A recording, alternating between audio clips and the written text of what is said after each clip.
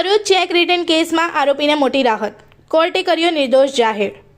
ભરૂચમાં cheque return કેસમાં આરોપીને અદાલતમાંથી મોટી રાહત મળી છે। શ્રીરામ ફાઇનાન્સ કંપની દ્વારા દાખલ કરાયેલા કેસમાં અદાલતે તમામ પુરાવા અને દલીલોને ધ્યાનમાં રાખીને આરોપીને નિર્દોષ જાહેર કર્યો હતો। માહિતી મુજબ ટ્રક ખરીદવા માટે આપવામાં આવેલી લોનના મુદ્દે ચેક બાઉન્સનો વિવાદ ઊભો થયો હતો। ફરિયાદી પક્ષે આરોપી સામે નેગોશિયેબલ ઇન્સ્ટ્રુમેન્ટ એક્ટ હેઠળ કેસ દાખલ કર્યો હતો। કેસની સુનાવણી દરમિયાન બચાવ પક્ષના વકીલ એડવોકેટ રાજેશ ટી પ્રજાપતિએ મહત્વપૂર્ણ દલીલો અને દસ્તાવેજી પુરાવા રજૂ કર્યા હતા। તમામ પાસાઓનું નિરીક્ષણ કર્યા બાદ અદાલતે આરોપીને નિર્દોષ જાહેર કરીને મુક્ત કરવાનો હુકમ કર્યો હતો।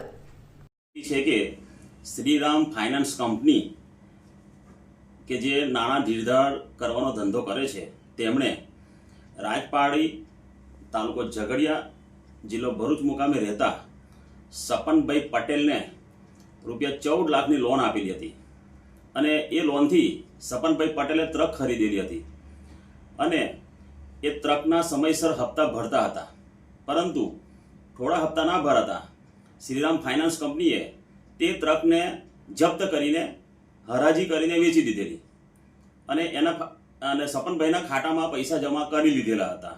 ત્યારબાદ બાકીની રકમ ₹25 લાખની બાકી રકમની માંગણી કરતા સપનભાઈ પટેલે ₹10 લાખનો ચેક શ્રીરામ ફાઇનાન્સ કંપનીને લખી આપેલો, જે ચેક શ્રીરામ ફાઇનાન્સ કંપનીએ તેમના બેંકના ખાતામાં બતાવવા માટે નાખતા તે ચેક અપૂરતા નાણાં ભંડોળના શેરા સાથે પાછો ફરેલો, જેથી શ્રીરામ ફાઇનાન્સ કંપનીએ અંકલેશ્વરની કોર્ટમાં ધી નેગોશિયેબલ ઇન્સ્ટ્રુમેન્ટ એક્ટની કલમ 138 મુજબની ફરિયાદ દાખલ કરેલી।